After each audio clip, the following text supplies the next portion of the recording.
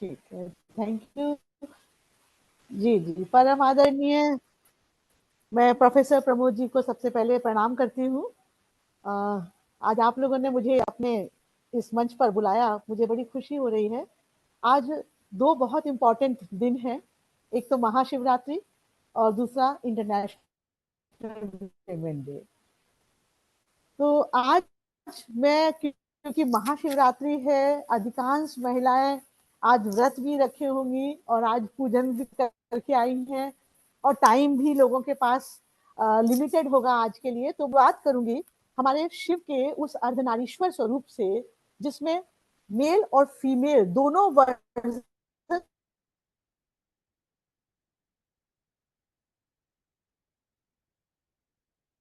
को ही भगवान शिव के एक रूप में ही, यदि हम इसको अपने पुराणों में देखें और वेदों में देखें, तो कालिदास का एक बहुत अच्छा एक श्लोक मैं यहाँ कहूंगी, वागार्थाविव संप्रक्तो वागार्थ प्रतिपत्तये जगतः पितरौ वंदे पार्वती परमेश्वरौ। इसका अर्थ जो इस श्लोक का है वो है कि जिस प्रकार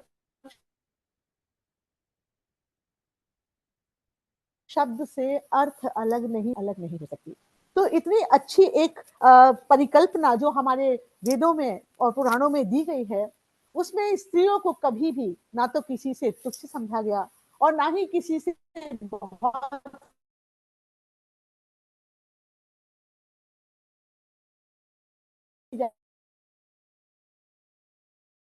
सुप्रीम समझा गया। एक छोटा सा एक वक्तव्य उतना कहता है कि इस बात को रखने के प्रयास करेंगे। तो सबसे पहले महेंद्र जी को बहुत बहुत धन्यवाद इस प्रोग्राम को ऑर्गेनाइज करने के लिए, और बहुत शॉर्ट नोटिस में आप बड़ी जल्दी ये कार्यक्रम को आयोजित कर देते हैं, आपका बहुत बहुत धन्यवाद। आज का जो शीर्षक है वो opportunities for women, social obligations, challenges to sensitisation. ये बात बिल्कुल सही है कि हमें अपॉर्चुनिटीज किस किस फील्ड में मिल रही हैं, हम विमेन को किस फील्ड में आगे लाने की कोशिश कर रहे हैं, प्रयास कर रहे हैं, इस पर अगर हम गौर करें तो ऐसे कोई भी ऐसा क्षेत्र नहीं है जहां आजकल महिलाओं को भागीदारी नहीं प्राप्त हो रही हो। सबसे पहले हम बात करेंगे तो शिक्षा की बात करेंगे। तो ऐसा नहीं है कि प्राचीन काल में स्त्रियां शिक्षा से वंचित थी, बल्कि ऐसे गुरुकुल भी थे जहां गुरु माताएं और ऐसी ऋषि महिलाएं अपनी शिक्षाएं, अपनी परंपराएं अपनी आने वाली पीढ़ी को पहुंचाती थी।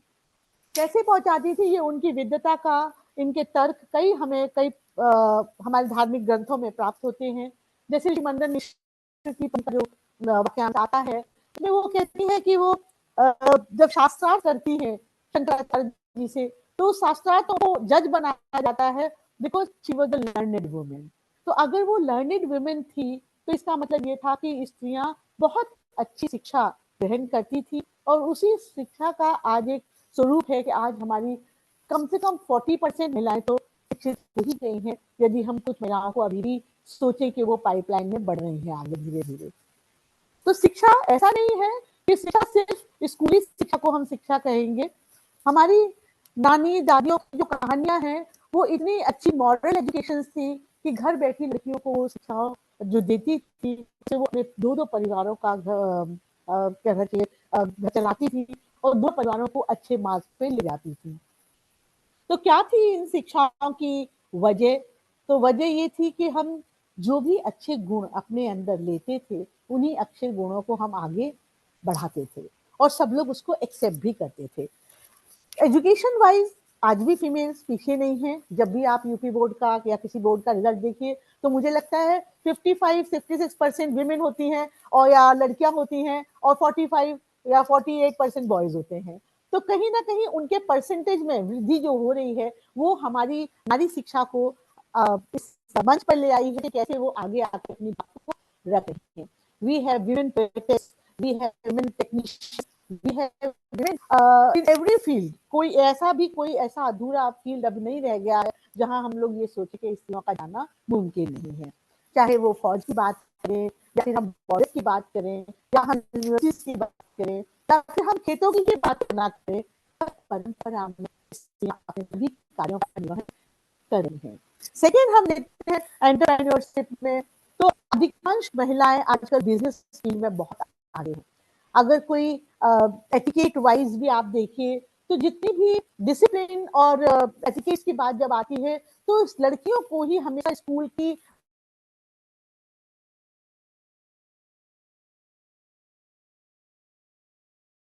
टीचर्स बनाया है, बिकॉज उनके अंदर जो पेशेंस है, जो डिसिप्लिन है, जो एटिकेट्स है, वो छोटे बच्चों की मदद करती हूँ कि हम हाफ एंड हाफ है। तो ऐसा नहीं है कि पुरुषों का उसमें कोई योगदान नहीं है। मेरे सारे कुछ भाई जो आज हम मंच पर आए हैं वो सब भी हम लोग के सहयोगी हैं और उन्हीं के कारण आज बोल पा रहे हैं और हमें आप लोग देख पा रहे हैं। तो डाउट नहीं है कि पहले हमारा डिवीजन ऑफ लेबर, लेकिन डिवीजन ऑफ लेबर ऐसा था कि वो एक understood we are well versed in home work and men are well versed in the field work, तो फील्ड करते थे, फील्ड में काम करते थे, लेकिन हम लोग अपने घर में रह के तो सारे काम करते थे जो उनको सहयोग प्रदान करें। वो क्या कोऑपरेशन की फीलिंग आज के दौर में भी होना चाहिए, चाहे वो कितनी बड़ी लीडर होना बजाए या कितनी बड़ी वो होना बन जाए। तो जब व्यापार वो करती है तो उस व्यापार को भी वो सोच समझ कर अपने आप को आगे बढ़ाने का प्रयास करती है कि कैसे मैं इससे अपने परिवार को चला सकती हूँ, कैसे मैं इससे अपने देश कमा सकती हूँ और कैसे मैं किसी और के काम आ सकती हूँ। तो स्त्रियां ऐसा नहीं है कि वो एक पर्टिकुलर फील्ड में ही आगे बढ़ रही हैं, वो हर फील्ड में आगे बढ़ रही हैं। आपने देखा, आप तो चांद तक भी जा चुकी हैं और हम कल्पना चावला की ही अगर बात करें तो फॉरेन कंट्री जाके भी उन्होंने वही जो शिक्षा ली तो पहली ऐसी इंडियन महिला हुई जिससे हमें गौरवान्वित करके गई कि वो नासा की तरफ से अंतरिक्ष में गई। तो लेकिन इस तरह की और भी महिलाएं आज फीमेल फाइटर जो फाइटर प्लेन्स चला रही हैं, वो टेक्नोलॉजी में बहुत आगे हैं। टेक्नीशियंस महिलाएं हो रही हैं, वो अच्छी टेक्नोलॉजी लेकर आ रही है अपने देश के लिए। जितनी भी हम इंडियन नॉलेज सिस्टम को बढ़ाने की बात करते हैं, उस नॉलेज सिस्टम में 80% फीमेल्स का कंट्रीब्यूशन है, क्योंकि किसी ना किसी रूप में, चाहे हम फेयर्स फेस्टिवल सेलिब्रेट करें या फिर हम अपने कोई तीज या त्योहारों में कुछ अपने बातें ऐसी पुरानी कहना चाहें, उसमें सब जगह कहीं ना कहीं स्त्रियों का बहुत अच्छा खासा योगदान रहता है। तो अपॉर्चुनिटीज उनको पर्याप्त प्राप्त हो रही हैं, साथ ही साथ वो अपने सारे दायित्वों का निर्वहन भी कर रही हैं।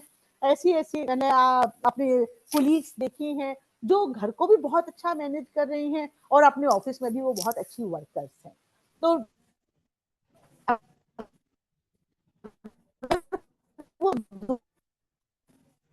डॉक्टर गरिमा पटेल, आप अपने को अनम्यूट करके अपना बात रखें।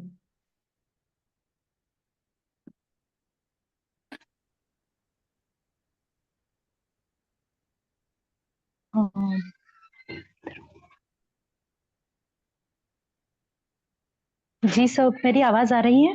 हाँ बिल्कुल आ रही है, आप शुरू करें। ठीक, ओके। आप सभी को मेरा नमस्कार। मैं Garima Patel, social studies in political science and public administration, Vikram University Ujjain MP से आज आप सभी के बीच इस महिला दिवस के उपलक्ष्य में मेरा विषय है challenges for female worker in India, Bharat में महिला श्रमिकों के लिए चुनौतियां। जो कि आज महाशिवरात्रि का दिन है और मैं उज्जैन से हूँ, तो सबसे पहले आप सभी को जय श्री महाकाल। आज महाशिवरात्रि और महिला दिवस के विषय पर मैम ने पहले भी बोला, जैसे कि शिव का रूप जो अर्धनारीश्वर रूप है, तो मैं वहीं से शुरू करना चाहूंगी कि उसी अर्धनारीश्वर रूप की बात से मैं अपनी बात रखती हूँ कि केवल इस बात का प्रतीक नहीं है कि नारी और नर जो है अगर अलग होते हैं तो दोनों अधूरे हैं, बल्कि इस बात का प्रतीक है कि हर पुरुष में नारीत्व होना चाहिए और हर महिला में पौरुष का आभास दिखना चाहिए।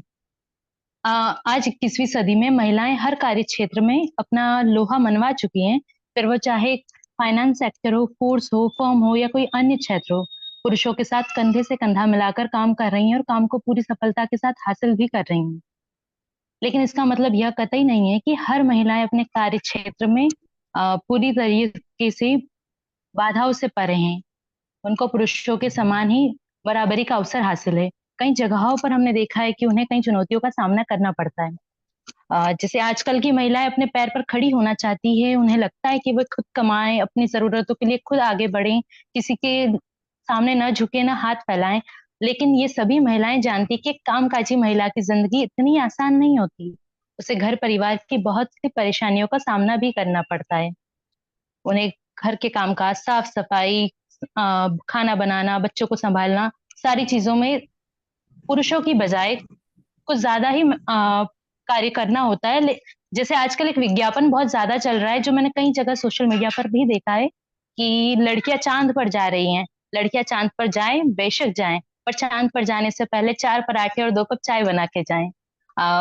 माना पारिवारिक जिम्मेदारी सभी को उठानी चाहिए, पर उसके बाद जो अपेक्षाएं महिलाओं से की जाती है वो 2 गुना हो जाती है, कि वो घर का भी काम उतनी ही शालीनता के साथ करें और उतना ही अपने ऑफिस वर्क को भी संभालें।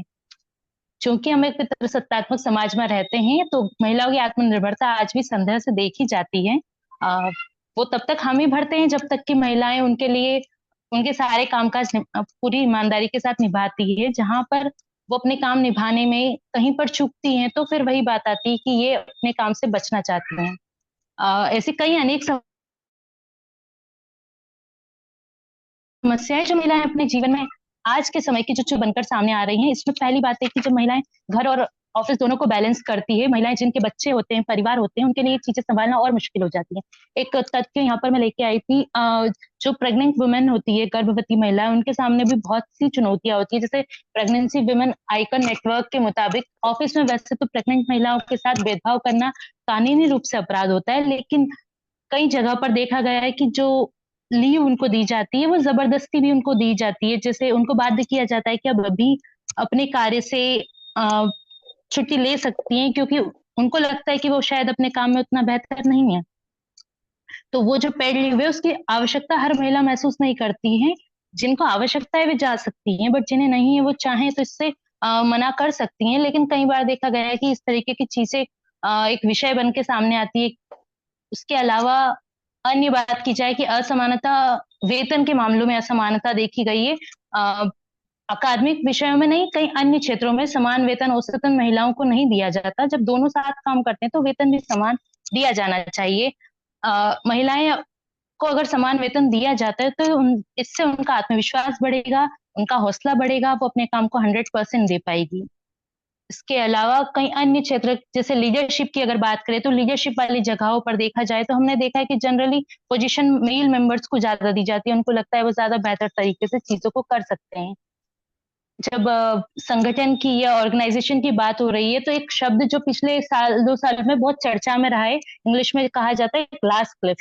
एक शब्द जो बहुत ज्यादा उभर कर सामने आया, जहाँ पे महिलाओं को संगठन के कामों को तब थोपा जाता है, उनको नेतृत्व तब दिया जाता है जब संगठन बिखरने की स्थिति में हो, और उसका फिर उनके सर मढ़ दिया जाता है कि चूंकि ये नेतृत्व संभाल रही थी इसलिए काम बिखर चुका है। एक काफी समय से प्रचलन में चीजें चल रही, राजनीतिक क्षेत्रों में भी इसकी बात काफी समय से अभी चर्चा में आई है, चाहे वो प्रौद्योगिकी हो, वित्त हो, शिक्षा हो, कई क्षेत्रों में।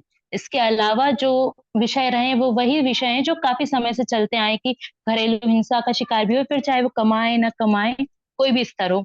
उसके अलावा कई अन्य समस्याएं, जैसे महिलाओं के कामकाज के मामलों में यौन उत्पीड़न जैसी समस्याएं, कई अन्य समस्याएं, जहाँ पर देखा गया है कि अगर मैनेजमेंट से शिकायत भी की जाती है, लीडरशिप से, तो वो पोजीशन का फायदा उठाकर इन चीजों को दबाते हैं। उसी कई अन्य समस्याएं जो महिलाएं अपने कामकाज में दिन प्रतिदिन देखती हैं, जिनका हल निकलना चाहिए। भारत जैसे देश में हम जहाँ रहते हैं, जहाँ महिलाओं को देवी माना जाता है, हालांकि जिन समस्याओं का सामना करना पड़ता है उसकी अवधारणा बिल्कुल विपरीत है इसके, कि लोग विकसित हुए हैं लेकिन उनकी समस्याएं भी विकसित हुई है। हम अपने देश की प्रगति में मदद करने के लिए इन समस्याओं को समझना और उन पर तेजी से कार्य करना की बेहद आवश्यकता है। अगर इन चीजों से निपटना है तो हमें शिक्षा को गंभीरता से जोर देना होगा। अगर बेहतर भविष्य हम चाहते हैं तो हर लड़की, हर महिला शिक्षित होना अनिवार्य है। हम भारत में महिलाओं की सुरक्षा और सुरक्षा के लिए हाथ मिलाना पड़ेगा। यह हम एक देश के रूप में आगे बढ़ने और दुनिया को बेहतर बनाने में इससे मदद होगी। यहीं पे अपनी बात को मैं विराम दूंगी। इसके पहले मैं एक पोयम जो मैंने आज सुबह ही लिखी है वो आप सभी को सुनाना चाहूंगी। अ, मेरा camera,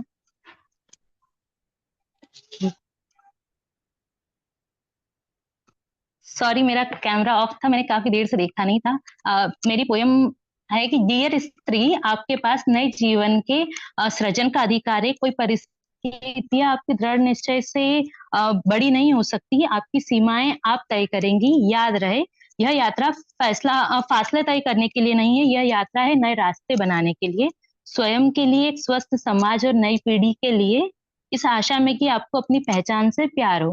happy women's day. Thank you.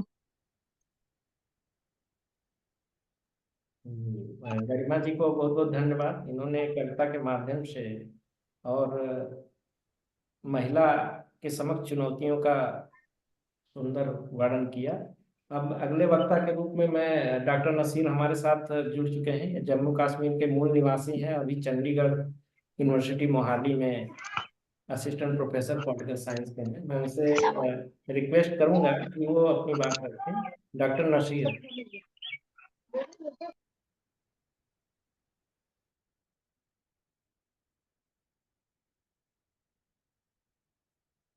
Doctor Naseer, आपकी आवाज नहीं आ रही है, उसको सही कर लें।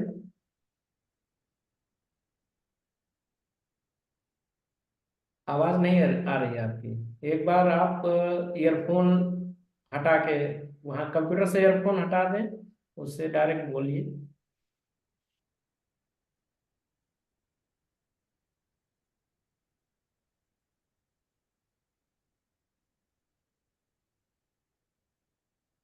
ज्वाइन विथ कंप्यूटर ऑडियो करिए डॉक्टर नसीर। बिल्कुल आवाज नहीं आ रही है आपकी।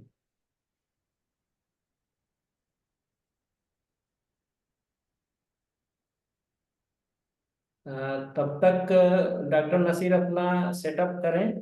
मैं जो हमारे एक वक्ता और हैं उनको मैं मौका दे दे रहा हूं, ताकि नसीर की बात हम लोग बाद में सुन लेंगे। डॉक्टर भूषण केकरे जी हमारे साथ जुड़े हैं। भूषण जी, आवाज आ रही है आपको?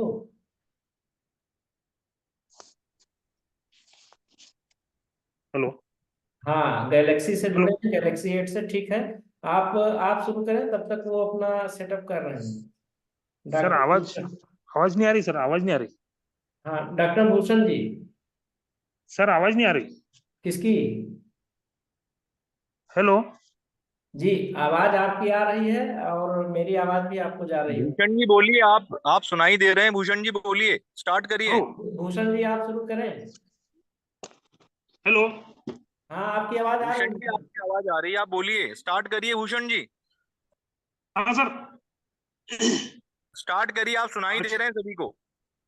आज के इस एक दिवसीय नेशनल वेबिनार के संरक्षक प्रोफेसर प्रमोद कुमार जी एवं इसके संयोजक डॉक्टर महेंद्र प्रकाश जी और सभी मित्रों को महाशिवरात्रि एवं अंतर्राष्ट्रीय महिला दिवस की हार्दिक शुभकामनाएं। आज हम अंतर्राष्ट्रीय महिला दिवस भी मना रहे हैं, साथ ही महाशिवरात्रि का भी महापर्व है, क्योंकि पूरे देश में बड़े उत्साह से मनाया जा रहा है। और उसी के साथ संयोग ऐसा हुआ कि आज अंतर्राष्ट्रीय महिला दिवस भी है। इस अवसर पर, जो कि देश में अद्भुत महिलाओं का जो अलग अलग क्षेत्र में, सामाजिक एवं अन्य क्षेत्र में अच्छा कार्य करते हैं, उन्हें सम्मानित करने का भी विशेष दिन होता है। जैसा कि मेरे पूर्व वक्ताओं ने, मैडम नीता और मैडम गरिमा मैडम ने बताया कि प्राचीन भारत में ही इतिहास में हमको ये ध्यान में आता है कि महिला का बहुत यहाँ सम्मान हुआ करता था। जैसा कि हम देखते हैं कि महारानी लक्ष्मीबाई, महारानी दुर्गावती, महारानी अहिल्याबाई होलकर, इस तरह के अनेक नाम हैं जिन्होंने शासन भी किया और इस देश को और अपने क्षेत्र को आगे बढ़ाने के लिए बहुत कार्य किए। परंतु होता क्या है, जैसे हमारे खेल के इसमें कहते हैं हम कि ये इस मैच में खिलाड़ी ने भले ही शतक, दोहरे शतक भी बना दिए, लेकिन अगला मैच फिर जीरो से प्रारंभ होता है। तो उसी प्रकार भले ही हमारा इतिहास इतना प्राचीन और इतना गौरवशाली, गरिमामय रहा, परंतु बीच के कुछ काल में हम उसको सहेज नहीं पाए।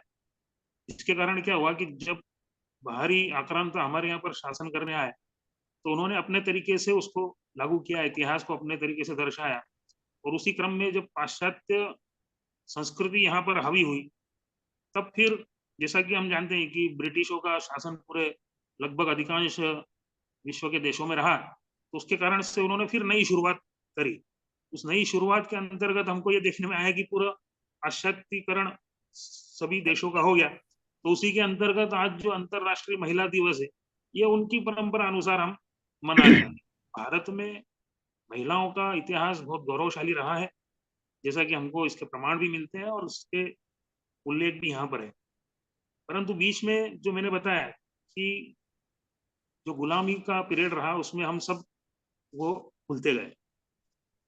खेल क्षेत्र से मैं अगर इसको थोड़ा सा जोड़ते हुए कुछ उदाहरण दूं, तो खेल जगत में महिलाओं को, चूंकि आजकल ओलंपिक गेम जो होता है ये पूरे विश्व स्तर का आयोजन है खेल के क्षेत्र में, और पूरे विश्व के देशों को एक जोड़ने का, खेल भावना के साथ जोड़ने का एक बहुत बड़ा आयोजन होता है।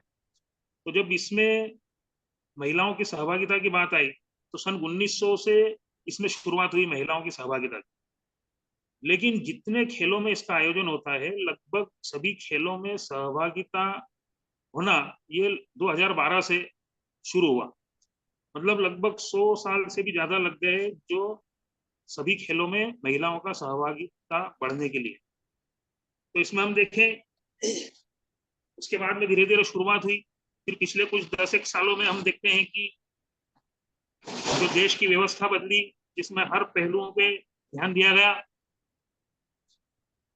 उसी प्रकार खेल क्षेत्र में भी हमारे माननीय प्रधानमंत्री जी का विशेष उस ओर भी रुझान रहा है कि जब खेल के माध्यम से हम विश्व में एक अलग ऊंचाई प्राप्त कर सकते हैं, तो उसमें हमारे खिलाड़ियों को भी उचित प्रशिक्षण और सब साधन संपन्नता हो, जिसके कारण हम खेल में भी विश्व स्तर पे अपना नाम, अपने देश का नाम गौरवान्वित कर सकें। तो पिछले कुछ सालों में विशेष प्रयासों से हम देख रहे हैं कि ओलंपिक में भी हमारे देश में बहुत से मेडल आए हैं, जिसमें महिलाओं ने भी बहुत उल्लेखनीय सफलताएं अर्जित की है। जैसे कि हम देखते हैं कि खेल क्षेत्र में एक मैं समस्या आपको बताऊं, महिलाओं को लेकर हम देखते हैं, हम स्पोर्ट्स साइकोलॉजी में पढ़ते हैं, पढ़ाते हैं, और ध्यान में आता है कि लड़कियां और लड़के चूंकि छोटे समय से 6-7 साल 8 साल की उम्र से खेलों में जुड़ती है, लेकिन भारत में कुछ कुरीतियां और उसके कारण ऐसा हो गया कि कोच उन लड़कियों को तैयार करते हैं खेल क्षेत्र में, उनको अपना पूरा ट्रेनिंग देते हैं, और धीरे धीरे 12, 13, 14 साल की वो लड़की होती है और घर वाले उन्हें खेल के मैदान पर जाने से मना कर देते।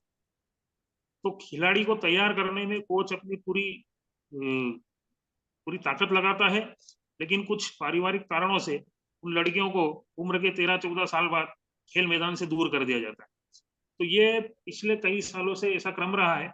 लेकिन जब ओलंपिक में हम मेडल लाने लगे, तो धीरे धीरे ये परिवर्तन समाज में देखा गया कि परिवार भी अब सहयोग करता है, ये अपनी बच्चियों को खेल मैदान पर खुद ले जाता है और उन्हें सब सुविधाएं प्रोवाइड करते हैं। तो इसी के अनुसार मैं बता रहा हूँ कि जब, जैसे कि भारत में जो लड़कियां जिन्होंने ओलंपिक खेल में विशेष उपलब्धियां हासिल की है, जिसमें हम सब लोग जानते हैं कि queen of Indian track and field के नाम से पीटी उषा को जाना जाता है। इन्होंने, महिला ने सबसे पहले ट्रैक एंड फील्ड में अंतरराष्ट्रीय स्तर पर अपना नाम गौरवान्वित किया। फिर मेरी कॉम, जो कि भारत से बॉक्सिंग में लगातार 6 वर्ल्ड चैंपियनशिप में उन्होंने मेडल हासिल किए हैं। उसी प्रकार पीवी सिंधु, मीराबाई चानू, ये जो नाम है, इन्होंने आज के समय में ओलंपिक में अपने खेल में उल्लेखनीय प्रदर्शन करके भारत का नाम गौरवान्वित किया है और मेडल अर्जित किए हैं। इसी प्रकार दूती चंद है, हिमा दास है, तो इन्होंने देश के लिए बहुत सी उपलब्धियां हासिल की है। इसके अलावा हम देखते हैं कि बीसीसीआई द्वारा भी आजकल क्रिकेट का आयोजन जो हो रहा है, पिछले कई वर्षों से हम देखते थे कि सिर्फ लड़कों का ही होता था, लेकिन लड़कियों के भी अंतरराष्ट्रीय स्तर के मैचेस हो रहे हैं। तो उनके भी और AIFF जो कि फुटबॉल फेडरेशन है, वो भी अब अंतरराष्ट्रीय स्तर पर फुटबॉल के आयोजन कर रहा है। कबड्डी के भी हम देख रहे हैं कि महिलाओं के भी प्रीमियर लीग होते हैं। तो इस प्रकार से अब महिलाओं को भी उचित स्थान मिल रहा है। बीच में हम कुछ देखते हैं कि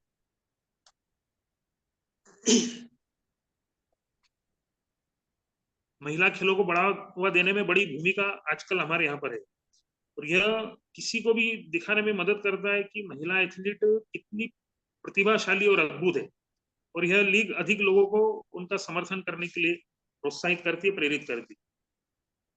जैसा कि हम अंतर्राष्ट्रीय महिला दिवस पर मानते हैं कि खेल में उन अविश्वसनीय महिलाओं को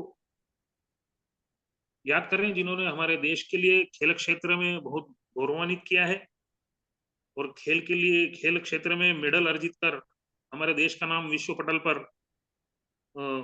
सबके सामने लाया है। तो हम उन महिलाओं को याद करते हुए आज इस महिला दिवस पे हम अपने आने वाले खिलाड़ियों को, जो आने वाली महिला खिलाड़ी है, उनको भी प्रोत्साहित करें, उत्साहित करें। तो ये हमें दिखता है कि हर चीज संभव है जब हम उन्हें उचित प्रशिक्षण और सब साधन सुविधा संपन्न करेंगे। तो निश्चित रूप से आजकल की महिलाएं हमारे देश का नाम गौरवान्वित करेगी और विश्व में ओलंपिक में अच्छे अच्छे मेडल लाएगी। धन्यवाद सर। जी बहुत बहुत धन्यवाद डॉक्टर भूषण केकरे जी। आपने बताया कि किस प्रकार खेल क्षेत्र, जो भारत में बहुत ज्यादा ध्यान नहीं दिया जा रहा है महिला सहभागिता के प्रति, उनमें किस प्रकार से महिलाएं आगे बढ़ चढ़ के हिस्सा ले रही हैं और रिवार्ड पा रही हैं, प्राइजेस जीत रही हैं, देश में तो अपना नाम कर ही रहे हैं और अपना नाम विदेशों में भी जा करके भारत का नाम अपने नाम के माध्यम से रोशन कर रही हैं। बहुत बहुत धन्यवाद आपका। अब मैं डॉक्टर नसीर अहमद लोन से आग्रह करूंगा कि वो जुड़े, अपनी बात रखें। मुझे लगता है इस बार वो सेट कर लिए होंगे, ऑडिबल होंगे।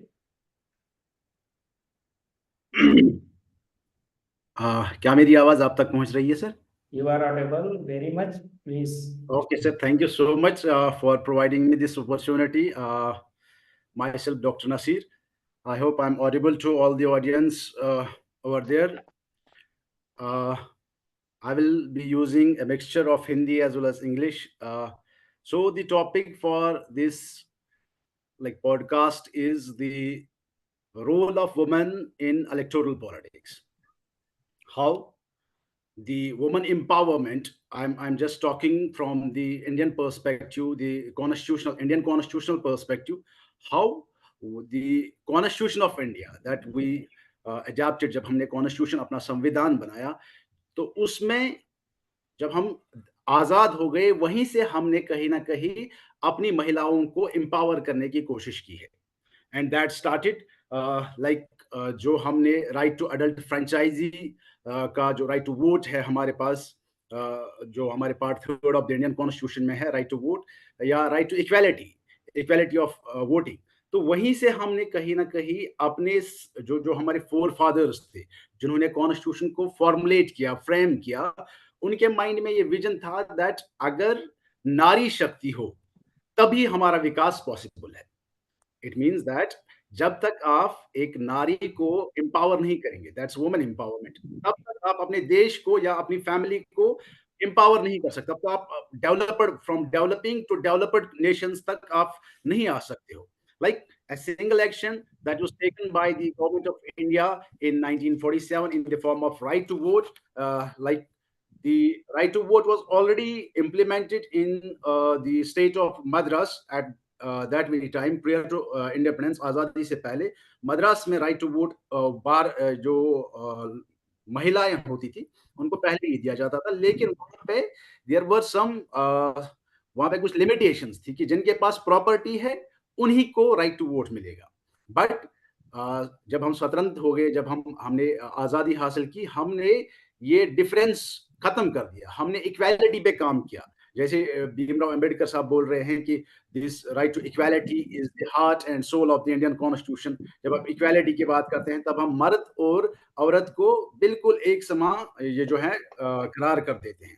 नाउ इससे क्या हो गया कि जो इलेक्टोरल पॉलिटिक्स है, जो मेरा आज का विषय है, इलेक्टोरल पॉलिटिक्स में एक्चुअली जो महिला है वो एम्पावर्ड है, या जो महिलाओं को एम्पावरमेंट दी गई है, क्या उससे अपने जो अभी वो जो मेल चाउनिज्म है या जिसको हम पैट्रियार्की बोलते हैं, पितृसत्ता जिसको हम बोलते हैं, क्या वो जो स्कीम्स बना रहे हैं, वो जो प्रोग्राम्स हैं, पॉलिसीज हैं, क्या वो अपनी पावर कंटिन्यू करने के लिए लाइक वो स्कीम्स ला रहे हैं? लाइक जब हमने वुमेन एम्पावरमेंट की बात की in the form of the right to vote, तो जो भी पॉलिटिशियंस हैं या जो भी इलेक्टोरल पॉलिटिक्स में इन्वॉल्व थे, राइट, अब वो कहीं ना कहीं डिपेंड हो गए इस महिला के, इस जिससे ये इसको पावर मिलता है। बिकॉज जब हम प्रियम्बल पढ़ते हैं, we the citizens, we the people of India, right, इससे पहले 1947 से पहले कहीं ना कहीं मेल का डोमिनेंस हर एक चीज में होता था, specially in electoral politics. Now अब ये डोमिनेंस कहीं ना कहीं खत्म हो रहा था, बिकॉज अब आपने एक महिला को भी उतना ही पावर दिया है जितना कि एक मेल को, right. So the introduction of right to adult franchise was the first step that was put forth by our the makers of the Indian Constitution, or we can say our forefathers, जिन्होंने ये process start किया। Now policies बन गई, education के related हो, health के related हो, या किसी भी चीज के रिलेटेड हो, बट द थिंग इज कि वो पॉलिसीज, वो प्रोग्राम्स एक्चुअल में इम्प्लीमेंटेशन में कितना एम्पावर कर रही है एक महिला को। क्या हम खाली ये जो है वुमेन एम्पावरमेंट का जो नारा है, क्या हम ये खाली किताबों में लिख रहे हैं या रिसर्च पेपर्स में लिख रहे हैं या इस पे सेमिनार्स हो रहे हैं? हमको ये देखना है कि एक्चुअल में वुमेन कितनी एम्पावर हो गई है।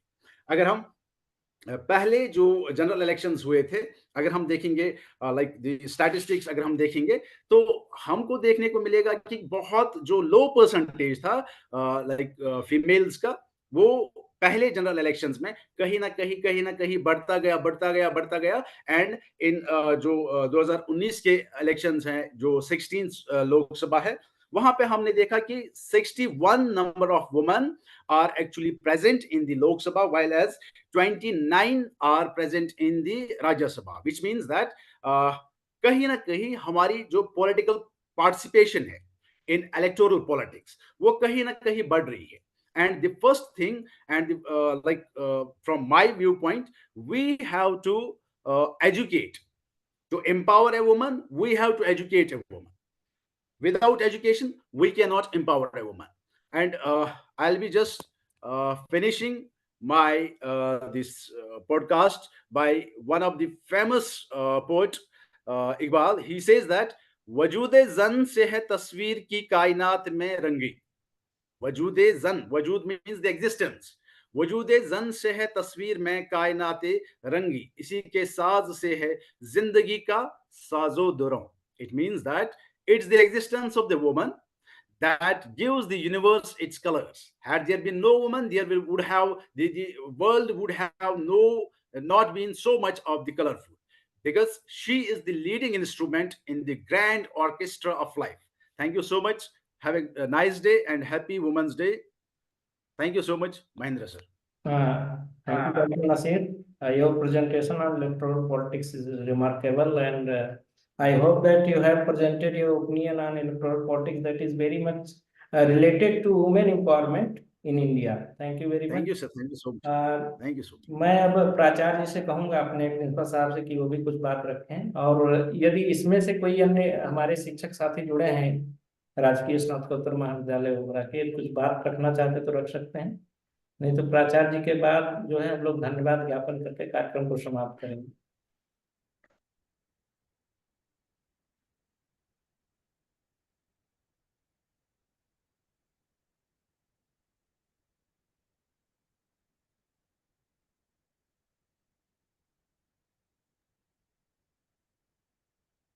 हेलो, आवाज आ रही है आपकी? शुरू करें।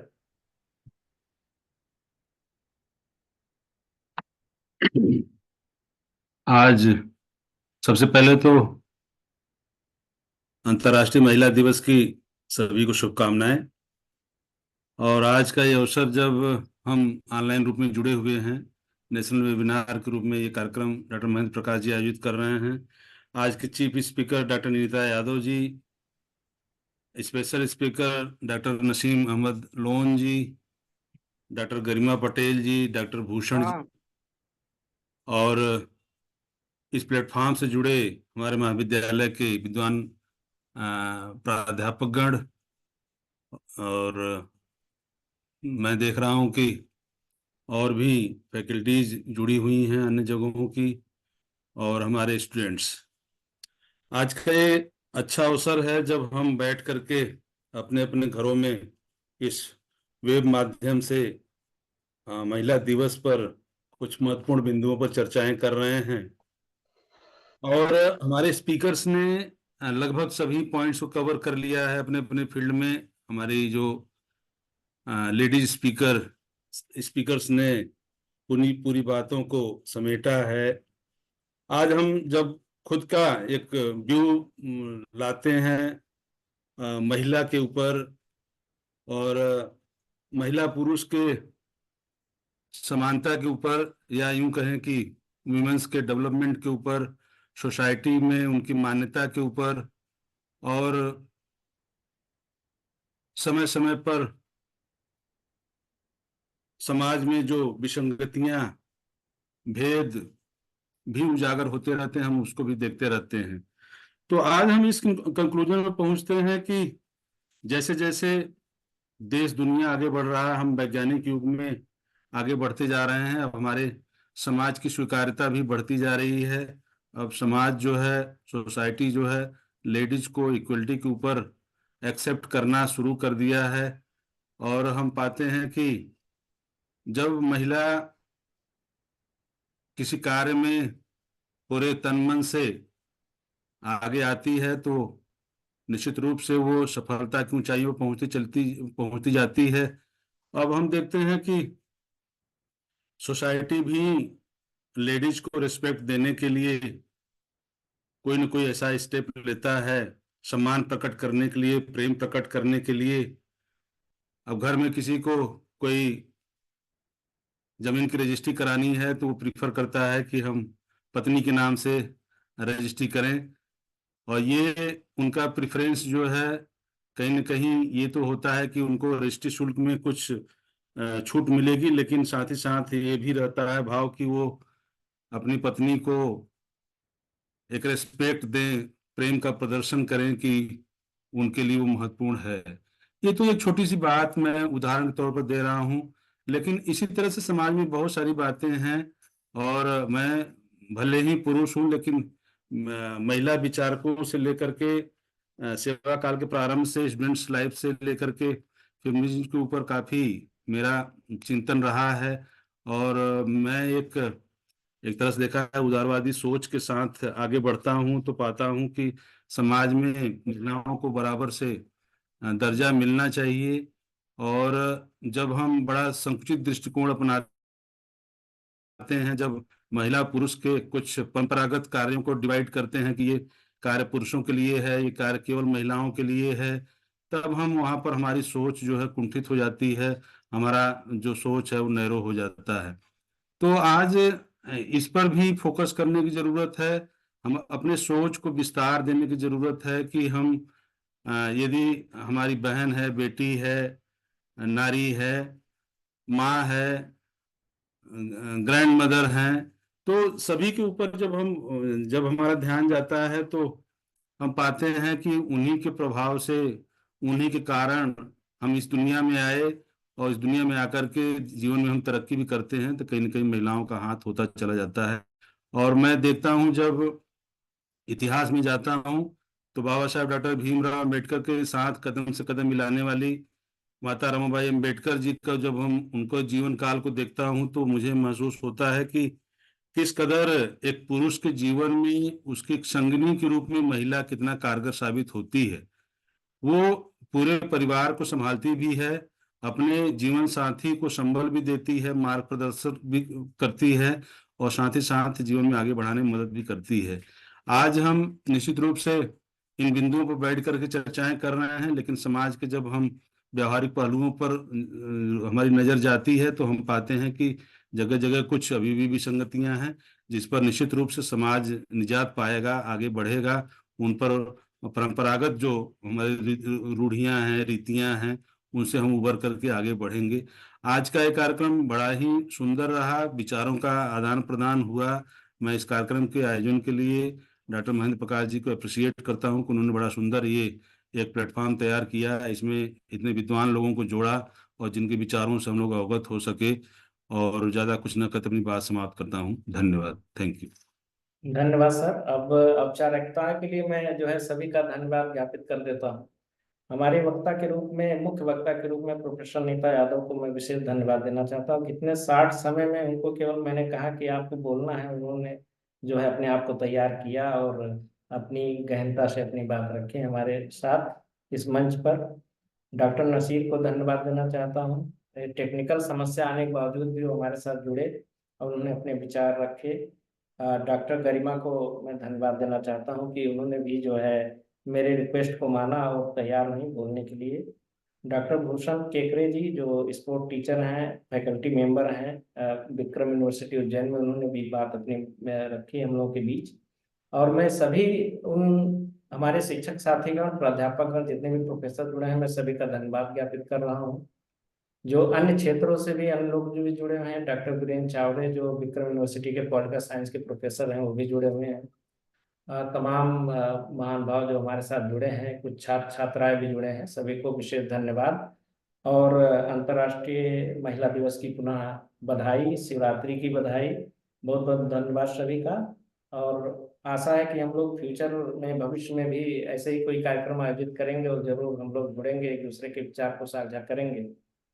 और मैंने गूगल फॉर्म फीडबैक का लिंक जो है मैसेज में शेयर कर दिया है, सब लोग वहां से उसको कॉपी कर लें या ग्रुप में भी भेजा जाएगा, ताकि हम लोग सर्टिफिकेट बना करके, जो पार्टिसिपेशन सर्टिफिकेट है और जो हमारे रिसोर्स पर्सन रहे हैं 4 लोग, उनको हम सर्टिफिकेट महाविद्यालय की तरफ से प्राचार्य के सिग्नेचर से हम उनको भेज सकें। बहुत बहुत धन्यवाद सभी का। बहुत व्यस्तता के चलते भी हम लोग कार्यक्रम बहुत अच्छा तो नहीं कहूँगा, लेकिन हाँ कुछ हद तक सेटिस्फैक्टरी कार्यक्रम हम लोग किए। और नेटवर्क की समस्याएं आती जाती रहती हैं, आशा करेंगे कि हम पुनः हम लोग जुड़ेंगे तो उसमें कोई इस प्रकार की व्यवधान जो है नहीं आएगा। बहुत बहुत धन्यवाद सभी का। Thank you so much for. जी धन्यवाद। नमस्कार। नमस्कार। नमस्कार। Have a nice day. धन्यवाद सर। धन्यवाद। धन्यवाद। अब मीटिंग नीट किया जा रहा है, सभी का धन्यवाद। नमस्कार।